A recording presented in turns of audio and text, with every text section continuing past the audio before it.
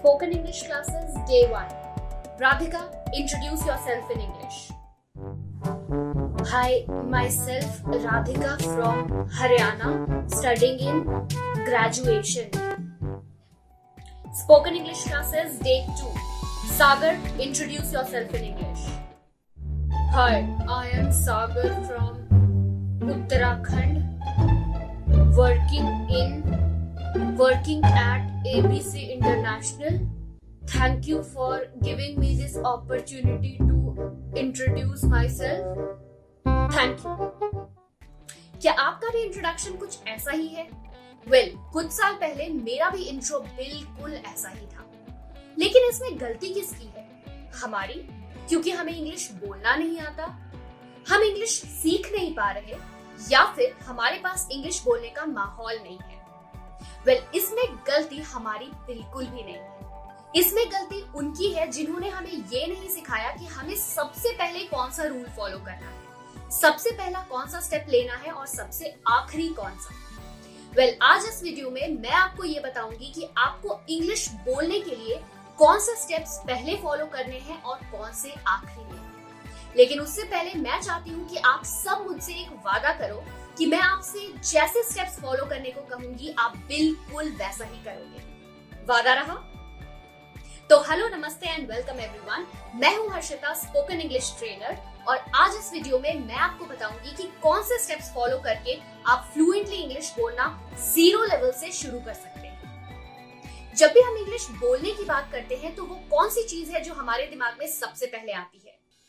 Grammar, है ना? यही गलती हम सब अक्सर करते हैं। ग्रामर के रूल्स में हम इतना ज्यादा उलझ जाते हैं कि इंग्लिश बोलना हमारे लिए बहुत डिफिकल्ट हो जाता है। हमें सिंपली ग्रामर की बेसिक्स पता होने चाहिए, हमें रूल्स याद करने की बिल्कुल जरूरत नहीं है। सपोज आप किसी से कॉन्वर्सेशन कर रहे हैं जहां पे आपको कहना है कि I am going to prepare a presentation for my meeting. सामने वाला आपसे ये नहीं पूछने वाला कि इसमें नाउन क्या है, वर्ब क्या है, सब्जेक्ट क्या है या ऑब्जेक्ट क्या है। आपको सिंपली ग्रामर की बेसिक्स पता होने चाहिए, उनके रूल्स को रट्टा लगाने की बिल्कुल जरूरत नहीं है। So tip number 1 is do not focus too much on grammar rules. Tip number 2 है सुनो, समझो और बोलो। Listen, understand and speak. जमाना बदल रहा है और हम सबके अंदर एक जज्बा है कुछ कर दिखाने का, जल्दी से जल्दी कुछ सीखने का, और ये बात तब लागू होती है जब हम इंग्लिश बोल रहे होते हैं। और इस जल्दबाजी में हम सबसे बड़ी गलती ये करते हैं कि जब हम इंग्लिश बोलते हैं तो हमें सब कुछ तुरंत सीखना होता है, और इसी जल्दबाजी में हम इंग्लिश को ध्यान से सुनते नहीं हैं।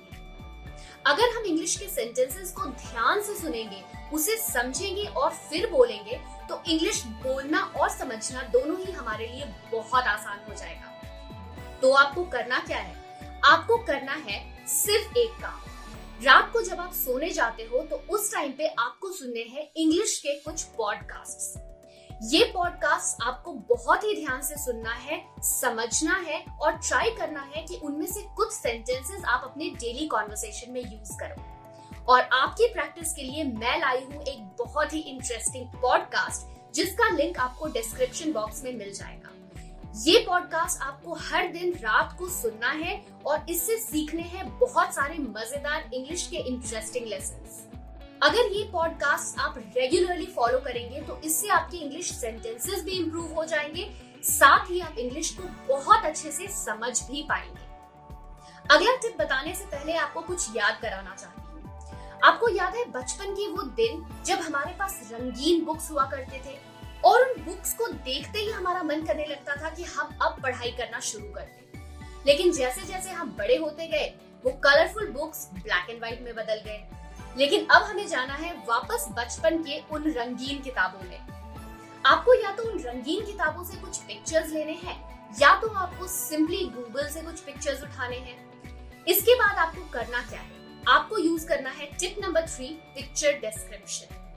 आपको ऑब्जर्व करना है इस फोटोज को 1 मिनट तक। 1 मिनट तक इन पिक्चर्स को देखने के बाद आपको इन्हें अपने शब्दों में डिस्क्राइब करना है।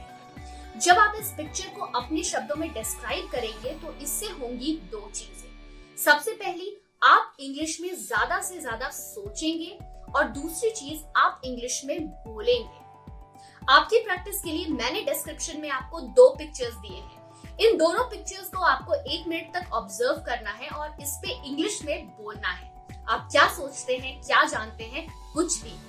आपको इन पिक्चर्स के डिस्क्रिप्शन या तो अपने फ्रेंड्स को सुनाने हैं या तो अपने टीचर्स को सुनाना है, जिससे आप इंग्लिश सीखते हैं। आपको अगला टिप बताने से पहले मैं आपको ये बताती हूँ कि इस टिप को फॉलो ना करने से मुझे क्या प्रॉब्लम्स आई थी। मुझे याद है 3 साल पहले मुझे न्यूज़पेपर पढ़ने की बिल्कुल आदत नहीं थी। ना तो मैं न्यूज सुनती थी, ना तो मैं न्यूज़पेपर पढ़ती थी, और इसकी वजह से मुझे आई ये प्रॉब्लम। मैं एक इंटरव्यू में गई और वहां पे मुझे इंटरव्यूअर ने पूछा कि क्या आप न्यूज़पेपर पढ़ते हो? मैंने कह दिया हाँ, और उन्होंने मुझसे पूछा दूसरा सवाल, कल के न्यूज़पेपर में क्या था? और मैं जवाब नहीं दे पाई। उस दिन से मैंने अपने आप से प्रॉमिस लिया कि मैं हर दिन एटलीस्ट 15 मिनट न्यूज़पेपर जरूर पढ़ूंगी। और यही है हमारा अगला tip, read English newspaper daily. कई बार हमसे स्टूडेंट्स पूछते हैं कि मैम क्या हमें पूरा का पूरा न्यूज़पेपर पढ़ना जरूरी है? वेल, मेरा आंसर है बिल्कुल नहीं। आपको न्यूज़पेपर का सिर्फ वो हिस्सा पढ़ना है जिसमें आप इंटरेस्टेड हैं, और उससे सीखने हैं सिर्फ और सिर्फ 2 शब्द। ऐसे 2 शब्द जिसे आप अपने कॉन्वर्सेशन में यूज कर सको, वरना न्यूज़पेपर पढ़ने का कोई फायदा नहीं है। न्यूज़पेपर पढ़ने के 2 फायदे मैं आपको बता सकती हूँ। पहला ये है कि आप अच्छे और नए वर्ड सीख सकते हैं जिसे आप कॉन्वर्सेशन में यूज कर सके, और दूसरा आप अपडेटेड रहते हैं। आपने कई बार लोगों को ये कहते हुए तो जरूर सुना होगा, surround yourself with English speakers. आप ऐसे लोगों से बात करो जो इंग्लिश में बात करते हो, जैसे आपके फ्रेंड्स या कोलीग्स। वेल, सच्चाई तो ये है कि कई बार ऐसा होता है कि हमारे पास कोई फ्रेंड या कोलीग ही ऐसा नहीं होता जिससे हम इंग्लिश में बात कर सके, है ना? वेल, मैं आपको बताऊंगी कि इंग्लिश स्पीकिंग पार्टनर कैसे चुने। वो कौन हो सकता है जो बन सकता है आपका English speaking partner?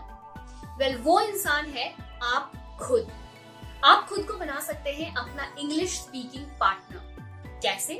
Speak English in your mind. ये है हमारा अगला टिप। जैसे कि मैं करती हूँ, मैं अगर कहीं भी ट्रैवल करती हूँ या कोई मूवी देखती हूँ तो मैं हमेशा ही ये ध्यान रखती हूँ कि इंग्लिश कहीं ना कहीं मैं अपने माइंड में बोलती रहूँ। सपोज अगर मैं कहीं ट्रैवल कर रही हूँ और मैंने कोई एडवर्टाइजमेंट देखा, उस एडवर्टाइजमेंट को मैं खुद को इंग्लिश में अपने माइंड में समझाती रहती हूँ, और इस तरह से मेरे माइंड में ही एक इंग्लिश का माहौल क्रिएट हो जाता है। और जब भी मैं इंग्लिश बोलती हूँ तो मुझे बिल्कुल भी हेजिटेशन, बिल्कुल भी घबराहट नहीं होती। तो आपको खुद को देना है एक इंग्लिश स्पीकिंग माहौल जो आपके माइंड में चलता रहे। आप कोई भी एक सिंपल टॉपिक उठा सकते हो, कोई भी एक वर्ड उठा सकते हो और उसे अपने माइंड में इंग्लिश में खुद को समझा सकते हो। तो इससे आपको इधर उधर किसी फ्रेंड्स या कोलीग्स को ढूंढने की जरूरत नहीं है, और at the back of your mind आपकी इंग्लिश की जो स्पीकिंग है वो चलती रहेगी। हमारा अगला टिप है start speaking short sentences in English. कैसा लगता है जब हमारे सामने कोई बहुत ही फर्राटेदार इंग्लिश बोल रहा होता है, बहुत अच्छे वर्ड्स यूज कर रहा होता है, आप भी घबरा जाते हैं, है ना? आप ये सोचते हैं यार ये तो इतने फर्राटेदार इंग्लिश बोल रहा है, इतने अच्छे वर्ड्स यूज कर रहा है, मुझे तो कुछ आता ही नहीं। और इसका कंक्लूजन ये होता है कि आपके मुंह से सिर्फ 2 या 3 शब्द निकलते हैं, यस, नो, ओके, और यही हम चुप हो जाते हैं। तो हमें हमेशा इस बात का ध्यान रखना है कि हमें इंग्लिश बोलना 0 लेवल से स्टार्ट करना है, और उसके लिए हमें लंबे लंबे सेंटेंसेस या बहुत अच्छे वर्ड्स की जरूरत नहीं है। हम सिंपली शॉर्ट सेंटेंसेस से भी शुरुआत कर सकते हैं। फॉर एग्जाम्पल, अगर आपके सामने कोई कहता है कि मुझे भूख लगी है, और भूख लगी है के लिए वो यूज करता है ये sentence, I am starving. Simply आप स्टार्विंग की जगह कह सकते हो आई एम हंग्री। या आपके सामने किसी को कहना होता है कि मैं बहुत बिजी हूँ, और बिजी के लिए वो यूज करता है स्वाम्प्ड, आई एम स्वाम्प्ड। तो आप सिंपली आई एम बिजी का भी यूज कर सकते हो, लेकिन आपको इंग्लिश बोलने की शुरुआत सिंपल सेंटेंसेस यानी शॉर्ट सेंटेंसेस से करनी है। अब बारी है मेरे सबसे इंटरेस्टिंग टिप की, practice tongue twisters in English. Guys, tongue twisters एक ऐसा पार्ट है इंग्लिश का जिन्हें सीखने में जितना ज्यादा मजा आता है उतनी ही ज्यादा आपकी इंग्लिश की फ्लुएंसी और प्रोनाउंसिएशन भी बेहतरीन होती है। और इसके लिए मैंने आपके लिए प्रिपेयर किया है कुछ बेहतरीन, कुछ चुनिंदा टंग ट्विस्टर्स, जिसका लिंक आपको डिस्क्रिप्शन बॉक्स में मिल जाएगा। आप इस PDF से इन टंग ट्विस्टर्स को हर दिन प्रैक्टिस कर सकते हैं। आपको प्रैक्टिस करना कैसे है?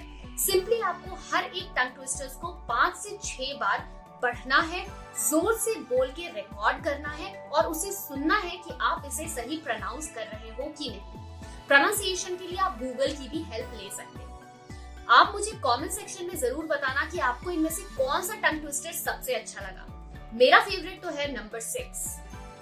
तो दोस्तों, ये तो थे हमारे सारे टिप्स जिसे फॉलो करके आप इंग्लिश बोलने की शुरुआत कर सकते हैं। लेकिन अब आप मुझसे ये पूछ सकते हैं कि मैम, हमने कितना इम्प्रूव किया, ये कैसे पता चलेगा? तो इसके लिए आपको फॉलो करना है आज का हमारा आखिरी टिप, जो है take your test regularly. Suppose आपने इंग्लिश का कोई नया वर्ड या नया सेंटेंस सीखा, तो सबसे पहले आपको उसे पेपर पर लिखकर प्रैक्टिस करना है और उसके बाद उसे बोलकर रिकॉर्ड भी करना है। दोस्तों, जब आप इंग्लिश बोलना सीख रहे हैं तो लिखना और बोलना दोनों ही बहुत जरूरी है। जब तक आप उसे बोलकर प्रैक्टिस नहीं करेंगे या लिखकर प्रैक्टिस नहीं करेंगे, तब तक फ्लुएंट होना बहुत मुश्किल है। अगर मैं भी 3 महीने तक इंग्लिश ना बोलूं, तो फ्लुएंसी कहीं ना कहीं मेरी भी वीक हो जाएगी। तो आपको अपना टेस्ट रेगुलरली लेना है। तो दोस्तों, ये तो थे कुछ ऐसे टिप्स जिसे स्टेप बाय स्टेप फॉलो करके आप इंग्लिश में फ्लुएंट हो सकते हैं। जाने से पहले पॉडकास्ट का लिंक चेक करना मत भूलना और साथ ही ले जाना पिक्चर डिस्क्रिप्शन और टंग ट्विस्टर्स के PDF भी। मैं आपसे जल्दी मिलूंगी एक नए इंटरेस्टिंग वीडियो के साथ। अगर आप बिल्कुल शुरू से इंग्लिश सीखना चाहते हैं, सारे ग्रामर कॉन्सेप्ट्स को इजीली अंडरस्टैंड करना चाहते हैं, तो मेरा full spoken English course join कर सकते हैं। उसमें मैंने बहुत ही मजेदार तरीके से एक वेब सीरीज की तरह इंग्लिश सिखाई है। हंसते हंसाते आपको इंग्लिश बोलनी आ जाएगी। इसमें आपको मिलेंगे 60 से ज्यादा वीडियो लेसन्स, नोट्स मिलेंगे, क्विजेस मिलेंगे, प्रैक्टिस ग्रुप होगा जिसमें स्टूडेंट्स ऑडियो और टेक्स्ट मैसेजेस में प्रैक्टिस करते हैं और कोर्स कंप्लीट होने के बाद सर्टिफिकेट भी मिलेगा। इसे ज्वाइन करने का लिंक डिस्क्रिप्शन में है या फिर आप avvalenglish.com पर भी जा सकते हैं। अगर होना है सफल तो फॉलो अव्वल।